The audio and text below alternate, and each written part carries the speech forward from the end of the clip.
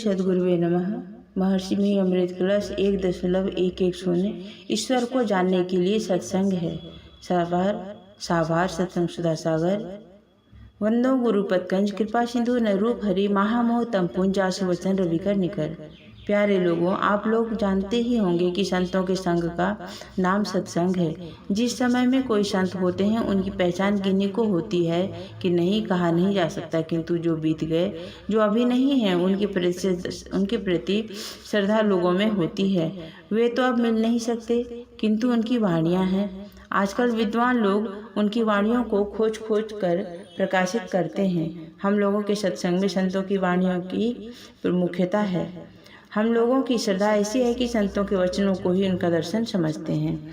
चिट्ठी आधी मुलाकात है, संतों की वाणियाँ उनकी चिट्ठियाँ हैं। यदि संतों का पूरा दर्शन नहीं तो आधी मुलाकात ही क्या कम है। संतों की वाणी में असल बात ब्रह्म ज्ञान, ईश्वर दर्शन, आत्मज्ञान है। तीनों एक ही बात है। ईश्वर की प्राप्ति के यत्न और उनके स्वरूप को जानना चाहिए। उपनिषद में ईश्वर का प्रयोग ब्रह्म, आत्मा, परमात्मा कहकर किया गया है। आत्मा वह पदार्थ है जो अनादि अनंत है, उसी को परमात्मा कहते हैं। जैसे आकाश कहने से घटाकाश और महदाकाश दोनों का ज्ञान होता है, उसी तरह आत्मा कहने से परमात्मा और जीवात्मा दोनों का ज्ञान होता है। जो सर्वव्यापी, सर्वव्यापकता के परे है, जो पिंडस्थ है, उनका भी ज्ञान होता है। जीवात्मा और परमात्मा का भेद करने में पिंडस्थ को जीवात्मा और सर्वव्यापक तथा सर्वव्यापकता के परे को परमात्मा कहते हैं। परमात्मा सर्वव्यापक है। उनके लिए कहा गया है कि वे मन से पकड़े नहीं जा सकते। मन जिनके सहारे है, मन की स्थिति नहीं रह सकती यदि उसके आधार परमात्मा ना हो। मन जिनको ग्रहण नहीं कर सकता, जिनसे मन ग्रहण होता है, वे परमात्मा हैं। संसार में दो तरह के पदार्थ हैं, एक व्यक्त और दूसरा अव्यक्त। इंद्रियों से जो ग्रहण हो वह व्यक्त है, और जो इंद्रियों के ग्रहण में नहीं है वह अव्यक्त है। उस अव्यक्त तत्व के लिए कहा गया है कि जिनसे मनन किया हुआ कहा जाता है, उनको मन मनन नहीं कर सकता, वह अव्यक्त है। व्यक्त पदार्थ जो इंद्रियों से ग्रहण होता है वह एक समान सदा नहीं रहता। वह उपजता है, ठहरता है, बदलते बदलते नाश की ओर जाता है और बाद में प्रत्यक्ष नहीं रहता है। इनमें से कोई पदार्थ ऐसा नहीं जो उपजा नहीं हो और जिसका विनाश नहीं हो। ऐसे पदार्थ को कहा गया है क्षणभंगुर। उपनिषदों में इसे माया कहा गया है, संतवाणियों में भी इसे माया कहा है। जो इंद्रियों के ज्ञान से परे है वह अव्यक्त है, निर्माया है। जो उपजा हो, कुछ काल रहे, फिर नाश की ओर जाए, वह नाशवान होगा, वह परमात्मा नहीं हो सकता। परमात्मा समय के पहले से है, और समय और स्थान की मौजूदगी नहीं थी तब से परमात्मा है। जब माया नहीं थी तब से परमात्मा है, बल्कि माया परमात्मा से उत्पन्न हुई है। परमात्मा का ज्ञान है कि वे अभी उपजे नहीं हैं। गुरु नानक देव के वचन में है, अलख अपार अगम अगोचरी, ना तीसु काल न कर्मा, जाति अजाति अजोनि संभवु, ना तीसु भाव न भरमा। साचे सचियार विटहु क्री खाणु, ना तीसु रूप वर्णु नहीं रेखिया, साचे शब्दी निशाणु।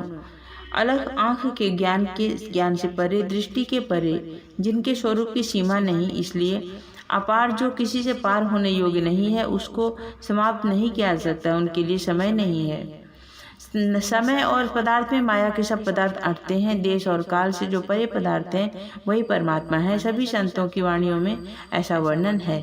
परमात्मा कभी हुए हैं ऐसा नहीं, वे हुई हैं, वे हैं ही।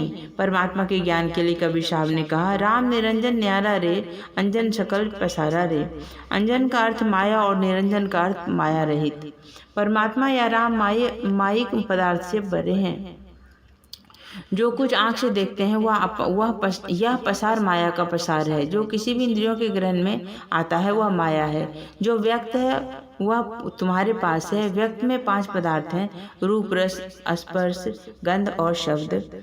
तमाम संसार में इस लोक या परलोक पर जहाँ विचारे वहाँ पंच विषय है। जहाँ जो कोई रहते हैं उनके चारों ओर पंच विषय रहते हैं। नज़दीक की चीज को इस और दूर की चीज़ों को उस कहते हैं। परमात्मा इस श्रेणी के नहीं हैं। जो कोई इस पदार्थ की उपासना करते हैं वह ब्रह्म की उपासना नहीं। हाँ, सब में व्यापक ब्रह्म है, इस प्रकार मानने में उपनिषद के और संत वाणी में कोई हर्ज नहीं। रूप, रस, गंध, स्पर्श और शब्द ये ब्रह्म स्वरूप नहीं है, यह उपनिषदों ने बताया है और संतों की वाणियों में भी यही बात है। गोस्वामी तुलसीदास ने कहा, अचर चर रूप हरि सर्वगत सर्वदा वसत इति वासना धूप दीजिए। अचर माने वृक्ष, पहाड़ आदि जो अपने से कहीं आ जा नहीं सकते, जो अपने से चल फिर सकता है, वह अचर है।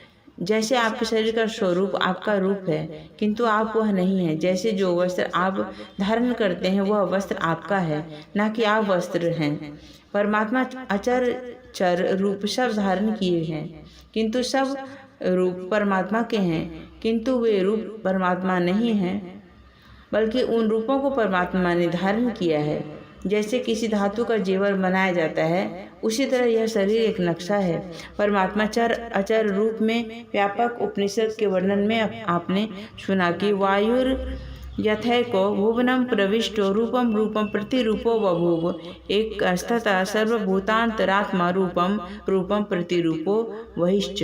अर्थात वायु प्रत्येक वस्तु में रहते हुए उसी आकार का है, किंतु वह नहीं हो जाता। जैसे गिलास में वायु रहने से गिलास के आकार का मालूम होता है, किंतु वायु वस्तुतः वैसा नहीं है, वह तो गिलास में भी है और उनके बाहर भी है। उसी तरह परमात्मा अचर चर में रहते हुए सबसे बाहर भी है, कहीं हटने वाले नहीं, सदा रहते ही हैं। संतों की वाणियों में जैसा बताया गया है उसी को परमात्मा स्वरूप के विषय में जानना चाहिए। आप इंद्रियों से जो रूप देखते हैं वह ईश्वर नहीं है। ईश्वर स्वरूपता क्या है, उनकी भक्ति कैसे की जाए, उनको जानने के लिए यह सत्संग है। ईश्वर के लिए अभी के सत्संग में ज्ञान दिया गया है कि ईश्वर कभी हुए नहीं, वे सदा से हैं ही। उनके होने का यदि कोई उपाय, कोई समय बतावे तो यह गलत है। परमात्मा इंद्रियों से ग्रहण होने योग्य नहीं, उनको आप अपने से ग्रहण करेंगे।